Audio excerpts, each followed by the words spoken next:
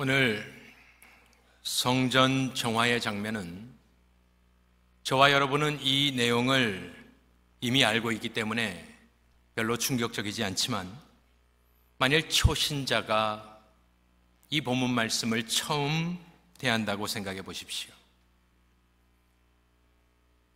특별히 오늘 읽은 대로 예수님께서는 채찍을 만드셨다고 합니다. 노끈으로 채찍을 만드신다. 시간이 걸리겠지요. 바라보셨겠습니다. 그리고 내쫓으시고 쏟으시며 엎으시고. 우리는 이 말씀을 보며 당황스럽고 또 민망합니다. 도대체 이것을 어떻게 이해해야 할까?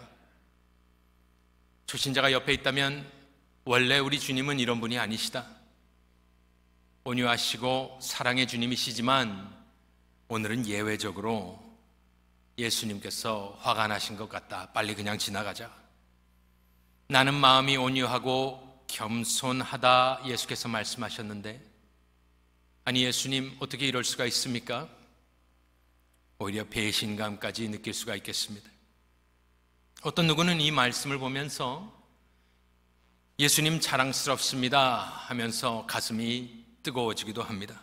속이 다 시원합니다. 예로부터 전통적으로 많은 사람들은 이 예수의 성전 정화를 보며 예수 투쟁가, 투사, 혁명가를 보았습니다.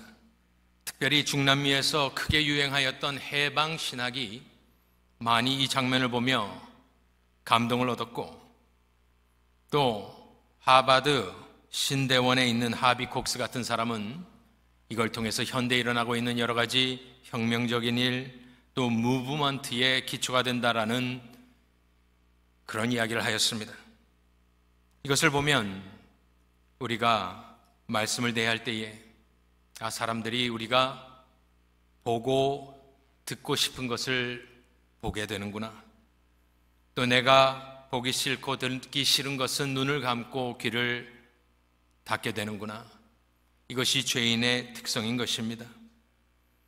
또 이렇게 주석을 이렇게 찾아보면, 특별히 요한복음 2장에 나오는 이 성전 정화를 언급하는 모든 주석들이 꼭 이야기하는 것이 있는데, 그것은 무엇이냐면 공관복음은 예수의 성전 정화를 저기 뒤끝 말미 공생의 사역의 마지막 부분에 다룹니다. 그런데 요한은 이것을 예수 사역 초기에 갖다 놨기 때문에 사람들은 약 2가지 정도로 반응을 합니다. 보아라, 모순이 있다. 성경에는 이러한 모순이 있기 때문에 성경은 믿을 만한 것이 못 된다 라고 이야기하는 사람들도 있고요. 또 대부분의 사람들은 성전 정화는 2번 이상 있었다라는 결론을 대부분의 보수 신학자들은 내리고 있습니다. 저는 그것을 읽으면서 그것 자체가 조금 잘못된 질문이다라고 생각을 하였습니다. 요한복음은 요한복음 안에서 풀어가는 것이 먼저이지 다른 것과 비교하는 것은 일단 2차적인 문제이다. 특별히 요한은 1장에서 자기가 하고 싶은 말을 다 썼습니다. 그분이 하고자 하는 말은 예수께서 신이셨는데, 말씀이셨는데 육신을 입고 오셨다라는 말입니다.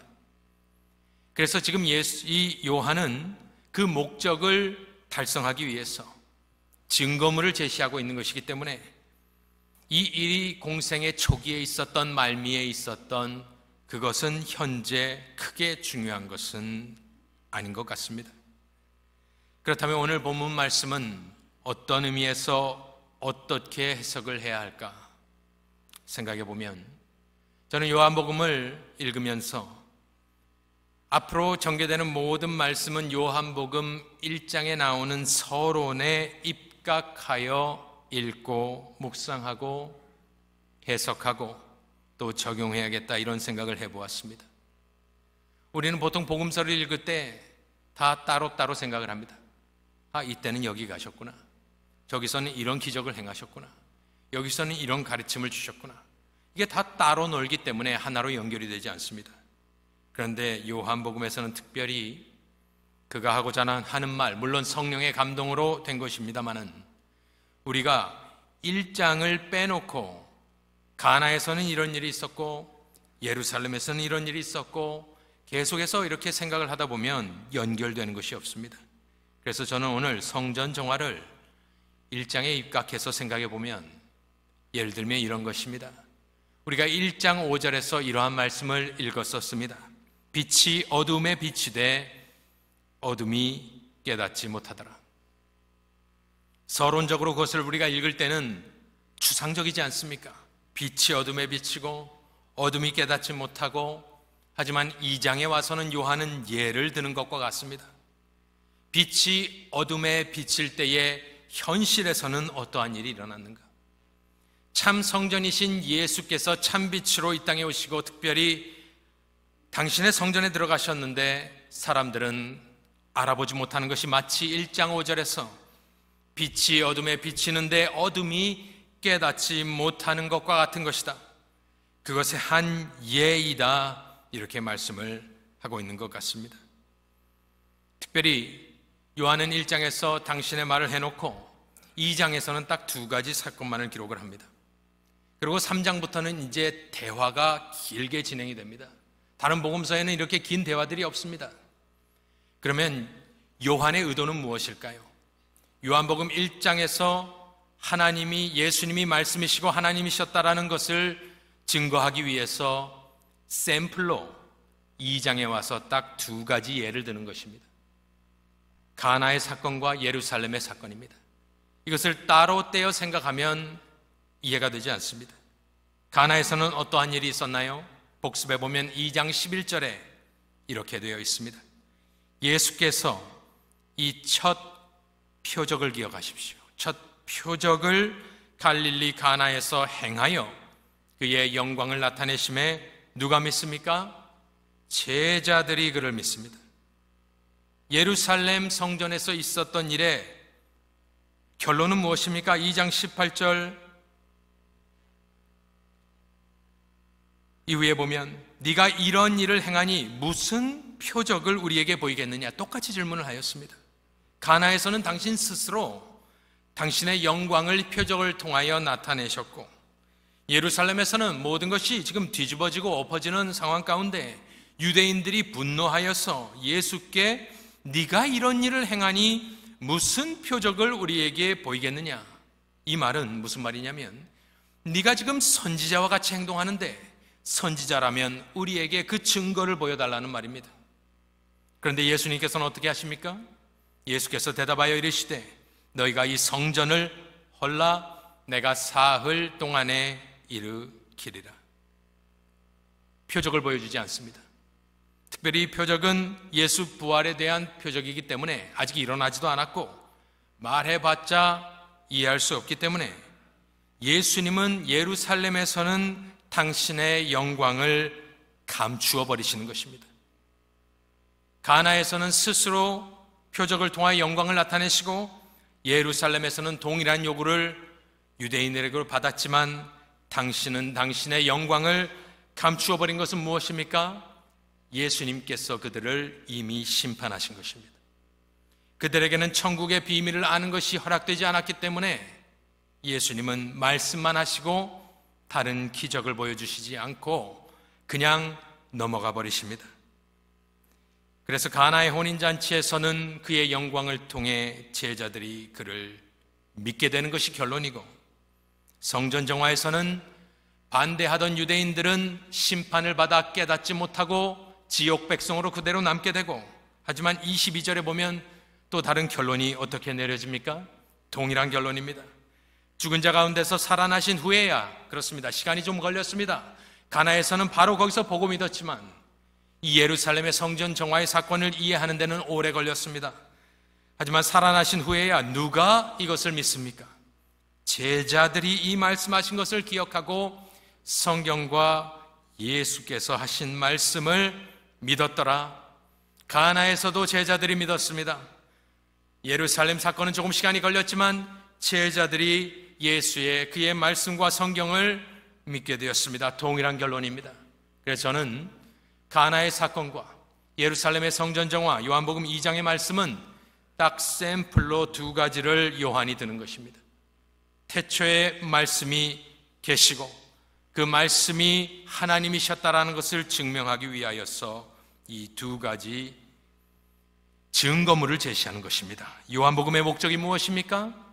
20장 31절에 오직 이것을 기록함은 너희로 예수께서 하나님의 아들 그리스도이심을 믿게 하려 하며 또 너희로 믿고 그 이름을 힘입어 생명을 얻게 하려 함이니라. 요한의 증언에 따르면 제자들은 하나님의 은혜로 믿게 되었고 생명을 얻게 되었다. 이 복음을서를 읽는 너희들도 예수를 그리스도로 믿고 생명을 얻게 되기를 소원한다라는 것이 바로 그의 목적인 것입니다. 저와 여러분도 말씀을 대할 때마다 예수를 그리스도라 고백하시며 그 이름을 힘입어 생명을 얻으시는 복된 성도님들 되시기를 축원합니다. 저는 특별히 오늘 이 말씀을 읽으며 이 말씀을 어떻게 이해해야 할까 생각을 좀 하는 가운데 걸어가는데 생각이 났습니다. 1장 14절에 보면 말씀이 육신이 되어 우리 가운데 거하심에 우리가 그의 영광을 보니, 아버지의 독생자의 영광인데 은혜와 진리가 충만하더라 이야기를 하였습니다. 그래서 제 머릿속에 내가 요한복음 2장을 이렇게 볼 수도 있겠구나. 은혜와 진리로 충만한 예수, 은혜와 진리를 따로 떼어서 생각할 수는 없겠지만 이해를 돕기 위해서 가나의 사건은 예수의 은혜 충만한 모습이라고 생각하자. 그렇다면 예루살렘에서 지금 성전을 정화하시는 모든 것을 뒤집어 엎으시는 예수 그리스도는 성격 문제가 아닙니다. 우리가 목도하고 있는 것은 예수께서 은혜와 진리가 충만하신데 진리가 충만한 모습을 오늘 예루살렘에서 보고 있는 것입니다. 우리는 은혜 충만을 좋아합니다. 하지만 우리가 진리 충만이라는 개념은 없습니다. 하나님의 말씀이 진리이기 때문에 진리 충만하면 하나님의 말씀을 많이 아는 사람인가 보다. 그런데 가만히 생각해 보면 그 독생자의 영광을 바라보았는데 그 영광 가운데는 은혜와 진리가 충만하였다면, 요한은 2장에서 아무래도 그것을 강조하며 설명하고 있는 것이 아닌가, 일화를 들면서 예로 들어 설명하는 것이 아닌가. 가나의 혼인잔치에서는 당신의 때가 이르지 않았음에도 불구하고 어머니의 청을 받아들이며 은혜스럽게 당신의 영광을 드러내셨다면, 예루살렘에 왔을 때는 이것이 정확하게 언제인지 모르지만 진리가 충만하신 예수께서는 거짓과 거짓 예배와 타락을 용납하실 수 없었기 때문에, 타협하실 수 없었기 때문에, 간과하실 수 없었기 때문에 빛이 어둠과 공존을 어떻게 하겠습니까?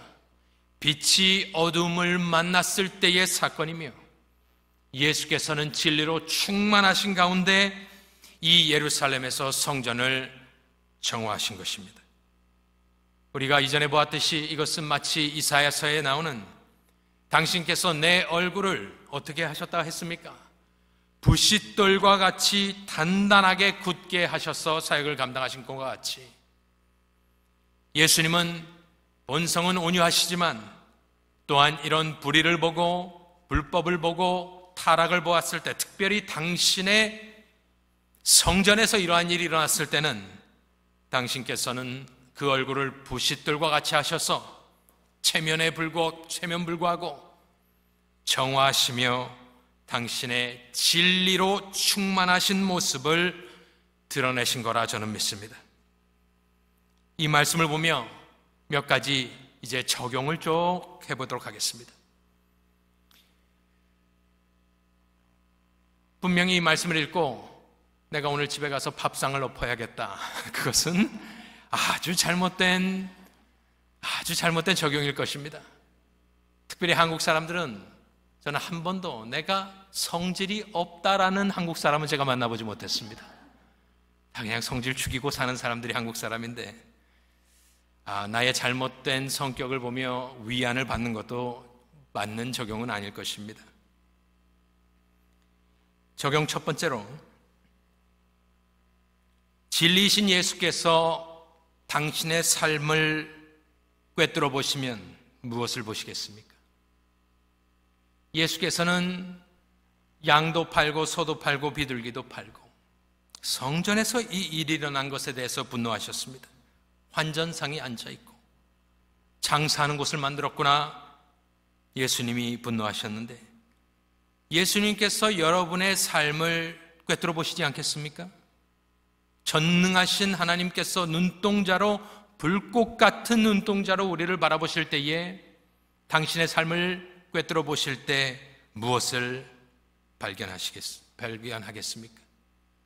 우리는 은혜의 예수님만을 생각하지만 오늘 말씀은 은혜와 진리가 충만한 가운데 진리의 예수님께서 당신의 삶을 바라보시며 무엇라 하시겠습니까? 특별히 21세기 예수는 싫은 소리를 안 하는 나이스 가이입니다. 금발의 어린 양을 안고 하프를 키시는 은혜만 강조된 예수, 모든 것을 받아들이는 예수. 그래서 사랑의 하나님 예수님만 찾는 이 세대에 진리의 예수님은 여러분을 향하여 무엇라 말씀하시겠습니까? 예수님의 행적을 보면 예수님은 내어 쫓으시고 쏟으시고 엎으셨다 하는데, 적용 첫 번째로 우리가 생각할 수 있는 것은 무엇이냐? 내가 무엇을 얻겠다가 아닙니다. 이 말씀을 보고 은혜를 받은 성도들은 우리의 마음을 활짝 열고 예수께서 내 삶을 둘러보시고 바라보시며 잘못된 부분을 쏟으시고 쫓아내시고 엎으시도록 놔둬야 합니다. 그것이 적용 첫 번째입니다. 내가 무엇을 하는 것이 아닙니다. 진리의 예수님을 용기를 내어 믿음으로 문을 활짝 열고, 주님, 내 삶을 좀 바라봐 주십시오. 내 안에 들어오셔서 마치 예루살렘 성전을 정화하신 그대로 내가 주께 내 삶을 보여드리겠사오니, 예수님 찾아오셔서 당신 눈에 거스리는 모든 것들을 쫓아내 주시고 쏟아주시고 엎어 주시옵소서. 그것이 우리가 주께 맡겨드릴 수 있는 적용의 첫 번째인 것입니다. 왜 그렇게 해야 될까요? 그냥 조금 더 나은 삶을 살기 위해서 그렇게 하는 것이 아니라, 이 사람들은 성전 문 앞에 딱 버티고 앉아서 천국으로 가야 되는 사람들을 못 들어가게 막고 있는 사람들이었습니다. 우리 또한 이 문제는 심각한 문제로 우리 자신을 이 하나님의 말씀 앞에, 또 살아계신 예수 그리스도, 부활하신 예수 그리스도, 진리로 충만하시고 당신이 진리다 말씀하신 예수님께 우리는 우리 삶을 내어드려야 합니다. 예수님께서 쏟으시고 쫓아내시고 엎으실 때 그것은 우리 삶에 어떻게 나타납니까? 이전에 제가 신학생 때에, 그 전에 사람들이 하는 말이 있었습니다. 당시 한 목사님이 계셨는데 그 목사님의 짭은 무엇이었느냐? 캠퍼스를 돌아다니시며 신학생들을 영적으로 인도해 주시는 목적을 가지고 하여된 목사님이 계셨습니다. 그런데 그 목사님은 굉장히 유명한 목사님이셨습니다. 돌아가셨지만 잭 밀러라고 PCA 교단에서 뉴라이프 교회들을 만드신 분인데 아주 사역을 잘하시고 교회도 굉장히 컸던 것으로 기억을 합니다. 그런데 그분이 캠퍼스에서 이제 신학생들과 만나며 커피도 사주고 또한 기도도 하시며 항상 그분이 질문하는 질문이 있었다고 합니다. 그런데 사람들은 그분이 그 캠퍼스를 떠나고 오랜 시간이 지난 뒤에도 그의 질문을 잊지 않고 회자되는 부분이 있었는데, 그것은 무슨 질문이었느냐? 잭 밀러가 신학생들에게 종종 하던 질문은, 형제여, 당신이 마지막으로 무엇을 회개하였습니까? 라는 질문이었다고 합니다. 여러분 생각해 보십시오. 우리 삶에 회개가 사라졌습니다. 주의 보혈을 의지하는 것은 맞지만 심각한 모습으로 회개하는 모습이 사라지면 저와 여러분은 작은 바리새인이 되고 만 것입니다. 만일 우리의 삶을 정말로 예수께 내어놓는다면, 정말 예수께서 우리 삶에 들어오셔서 성전을 정화하신 것처럼 우리의 삶을 꾸짖으시며 고쳐주시며 나무라실 때 그것이 우리 삶에 어떻게 나타나겠는가? 회개로 나타나야 될 줄로 믿습니다. 회개가 멈춘 성도는 바리새인입니다. 우리가 완벽하지 않고 우리 삶이 죄인데 어떻게 가만히 있을 수 있겠습니까? 첫 번째 적용은 예수의 불꽃 같은 눈동자 앞에 담대히 믿음으로 서시고, 매를 맞을 수 있지만 예수님은 은혜와 진리가 충만하신 분이기 때문에 나를 나무라셔도 쓰러질 정도로 나무라시지는 않으실 것입니다. 하지만 우리는 회개할 부분은 회개하고 또 하나님의 그리스도의 은혜 가운데 세워져 가시는 저와 여러분들의 길을 간절히 축원합니다. 두 번째 적용은 무엇이 있을까 생각을 해보았습니다. 자, 이렇게 많은 책들도 읽고 묵상도 하고 하는데 한 곳에서 누군가가 이러한 이야기를 하였습니다.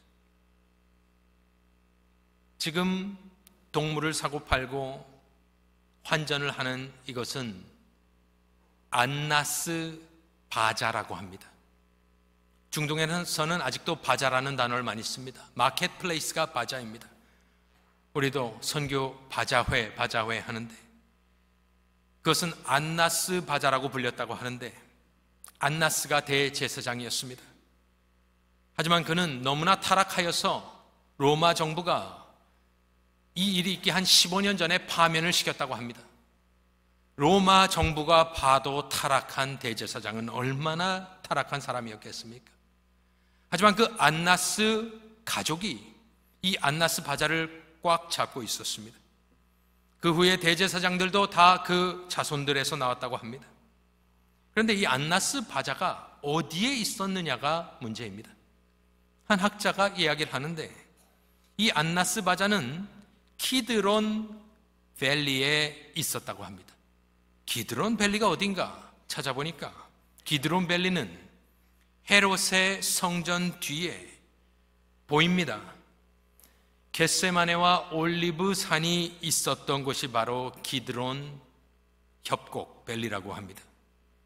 그러면 지금 이것이 어떠한 일이 일어난 것이냐면, 원래는 환전상이나 이 동물을 사고 파는 이곳은 성전에서는 분리되어 떨어져 있는 기드론 밸리에서 있었던 일이지만 어느 순간 누군가가 이러한 이야기를 했을 것입니다. 대제사장님, 아니면 그 형제들에게, 대제사장님, 우리가 만구에 흩어져 사는데 이렇게 유월절 같은 때에 우리가 성전에 오면 성전에서 모든 것이 이루어지면 얼마나 편리하겠습니까? 우리가 멀리서 왔는데 기드론 협곡까지 가서 이것을 사서 동물을 끌고 오는 것은 참으로 피곤하고 힘든 일입니다. 여러분들 샌프란시스코에 가보시면 차를 타고 다닐 때 모르지만 거기를 한번 걸어보시면 경사가 45도까지 내려갑니다. 저는 그때 무슨 장면을 보았냐면, 아주 나이가 많은, 거기는 중국인들이 많은데 중국인 노인 부부였습니다. 여러분들 그 급경사 45도는 꽤 높습니다. 그것을 어떻게 내려가는지를 제가 한번 보았는데, 어떻게 나이 드신 부부가 내려갔을까요? 아내는 워커, 이렇게 끄는 것을 가지고 내려갔는데 경사가 45도인데 어떻게 내려가느냐? 남자가 앞장섭니다. 앞에 서서 뒤를 잡아줍니다. 그리고 할머니는 그 움직이는 워커를 가지고 45도 경사를 내려가는데 남편이 뒤로 버팅기면서 내려가니까 위에서는 그걸 잡고 경사길을 내려가는 것을 보았습니다. 그것을 보면서 참 삶이 힘들다, 샌프란시스코의 삶은 이렇구나 생각했던 적이 있습니다. 이 안나스 바자에서 여기가 협곡입니다. 지도를 보면 이게 보통으로 왔다 갔다 하는 것이 아닙니다. 그러니까 누군가는 분명히 이야기했을 것입니다. 아니, 우리가 여기까지 예배드리러 오는데 대제사장님, 우리를 도와줘야 될 거 아니겠습니까? 뭐 타러 우리를 기드론 밸리까지 가게 합니까? 거기서 가서 사서 동물을 끌고 내리막길을 내려가고 오르막길을, 성전은 꼭대기에 있기 때문에 성전까지, 아이고 너무나 힘이 듭니다. 그러다 보니까 어떻게 되었느냐? 오늘 이 장면에서는 성전 안에 이 일이 일어나고 있는 것입니다. 이것을 보면서 적용 두 번째로 제가 생각했던 것은 무엇이냐? 편의만 추구하다 보면 신앙에 문제가 생기겠구나. 갑자기 편의를 추구하는 것이 아닙니다. 어떤 때 이런 일이 생기냐면 사건이 있고 상황이 그러한 상황을 만들어버릴 때에 일어납니다. 지금 이 상황은 왜 이렇게 되었느냐면 지금 유대인들은 디아스포라로 이미 예수 이전 거의 500년 전에 전 세계에 흩어져 살고 있었습니다. 그래서 남자는 어쨌든 1년에 여기를 와야 되기 때문에, 특별히 성전세를 내야 되기 때문에 이렇게 오는데, 만국에서 오다 보니까 동물을 끌고 오겠습니까?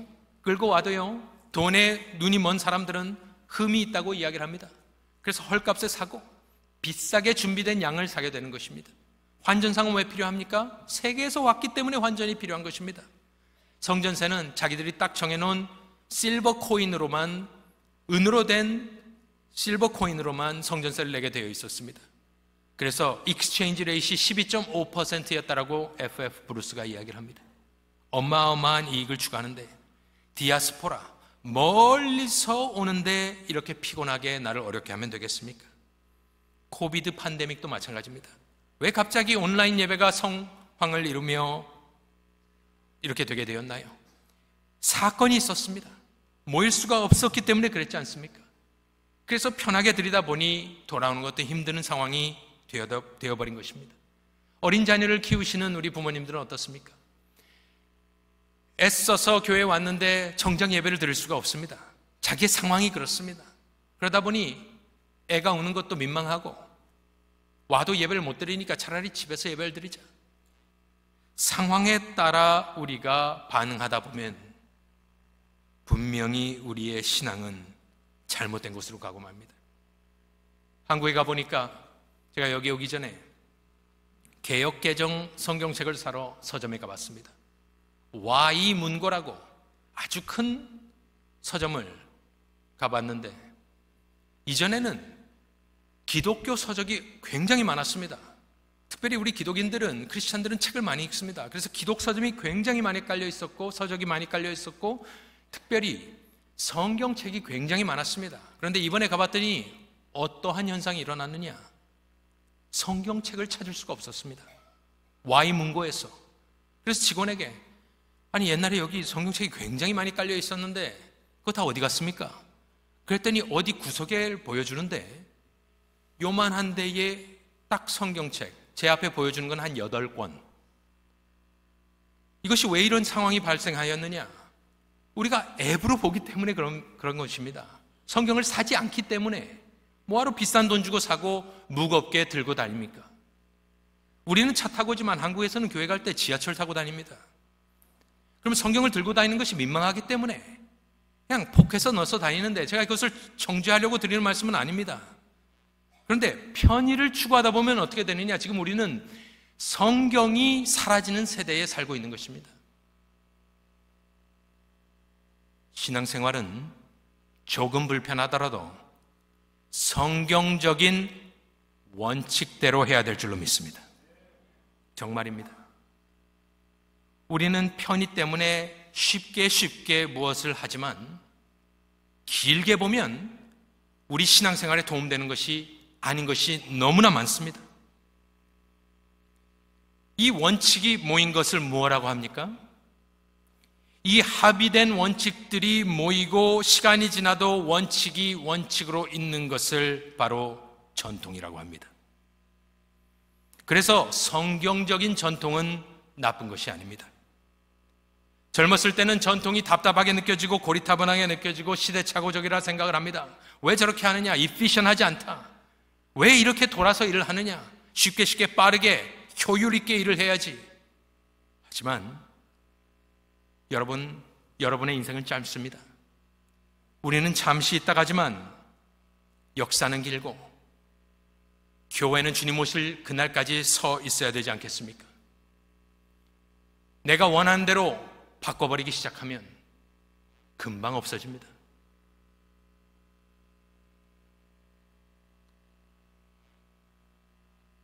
영국에 가보았더니 웨스트민스터 신앙고백서를 쓴 웨스트민스터 사원이 있습니다. 거기는 지하에 가보면 영국에서 가장 오래된 문짝이 있습니다. 보신 분들도 계실 것입니다. 그 문짝은 AD 1050년에 만들어진 문짝입니다. 아직도 붙어 있습니다. 거기 만지지 말라 되어 있는데 저희 아들놈은 만졌습니다. 생각해 보십시오. 1000년이 넘은 문짝, 수많은 문짝들이 있었지만 1000년을 보존해 놓으니까 역사가 되어버렸습니다. 특별히 우리의 성향은 모든 것을 갈아엎고 현대식으로 바꾸고 흔적도 없이 전통을 존중하지 않는 그러한 문화가 우리 가운데 있습니다. 그런데 다른 민족들을 가보면 모든 것을 모아놓고 진열해놓고 가치 있게 여기는 것을 보며 큰 감동을 제가 받은 적이 있습니다. 우리 신앙생활도 마찬가지입니다.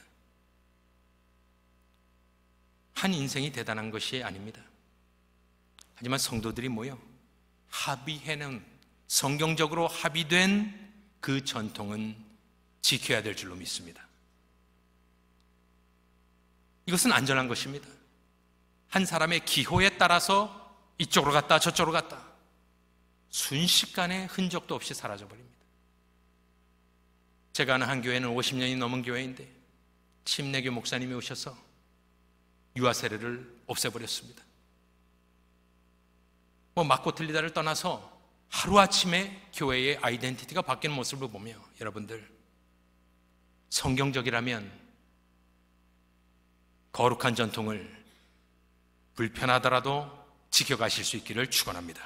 마지막으로 예수의 성전정화를 보며 당황하고 놀라셨다면 예수의 재림 때는 어떻겠습니까? 이것은 프리뷰입니다. 어떻게 보면 좀 우스꽝스러운 모습입니다. 예수께서 무슨 이런 일까지 하시는가? 당황스럽고 때로는 황당하기도 한 이런 모습을 보는데 이것은 경고입니다. 경고. 앞으로 주의 날 주께서 호련히 도적과 같이 임하실 때에 심판주로 오실 때는 아무도 웃고 있는 사람은 없을 것입니다. 이 예수를 보며 장차 다가오는 심판을 거룩한 신부로 준비해야 될 줄로 믿습니다. 계시록 21장 22절에 보면 성 안에서 내가 성전을 보지 못하였으니 이는 주 하나님 곧 전능하신 이와 및 어린 양이 그 성전이심이라. 성전은 하나님의 임재가 있는 곳, 예수는 하나님의 본체신데 육신을 입고 오셨으니 무슨 성전이 필요하겠습니까? 소원합니다. 참 성전이신 예수 그리스도 안으로 들어오십시오. 올해 예수를 믿은 성도님들은 말씀드린 대로 우리 삶을 주께 내어드리며 주께서 우리를 삶을 정리정돈하시게 내어두고 더욱 거룩한 삶을 살아 주께 영광 돌려드리는 복된 영생교우들 다 되시기를 예수님의 이름으로 축원합니다.